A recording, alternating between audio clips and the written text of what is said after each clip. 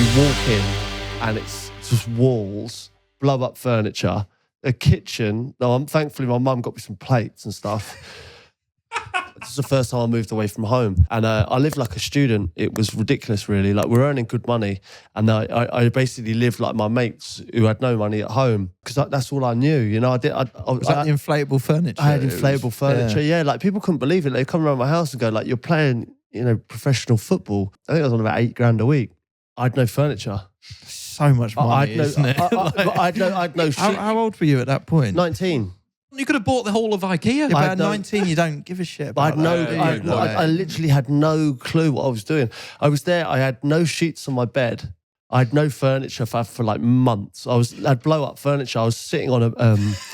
It's the idea that inflatable inflatable furniture would be easier than just getting. Well, I just got it for like my mum said, "Oh, would you put this in, and then we'll order you a sofa and all that." And I just never really got round to it. I was like, "This is fine."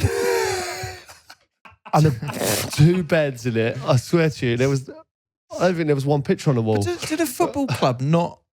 Because that could be quite dangerous, right? From a football club's point of view, they're looking at you're an asset. So don't they need you to be healthy and like inflatable furniture and kind of this lifestyle? I think it's a lot different now. I don't think you'd be left to your own devices potentially now. I was a child in a man's world earning men's money, and I had no clue what I was doing.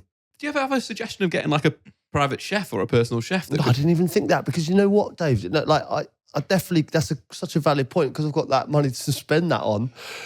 But like, I just speak to my mates every day, and I said, like, what are you doing? And they'd be like, oh, I just didn't have any comprehension that you could do that. I'm not from that. I'm not from people who had personal chefs, or, I'm not, someone gave you this load of money, but I didn't have I couldn't comprehend. You were happy. Yeah, I was just going like, oh my God, that's building up greatly.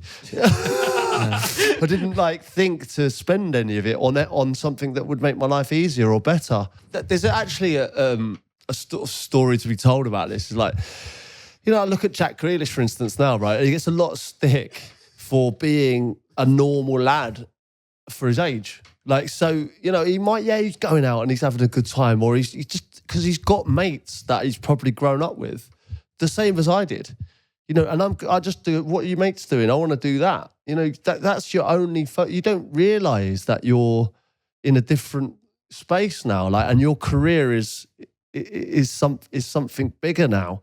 You don't realise you're just a kid in a mad world of football, getting paid this amount of money, and you have to behave a different way. But like, the actual facts of the matter is, you just want to be like your mates. Totally. And also, is there not something to be said? I often think this. I saw it, especially when the England team, I think they went wherever they went after the last tournament, and I saw videos being shared, and I thought, do you know what? Like, this is great. Like, surely you want 19, 20, 21-year-old players to be relaxed enough to be 19, 20, 21-year-old players and unbelievable talents, and the two will grow together. But as soon as one starts opposing the other, like if constantly all their mates have to do a different life, you're going to have players choosing between whether they want to be a footballer or they want to be, and yes, I imagine the money is a huge side of it. You're drawn into a contract with clubs and it's big money and expectations. But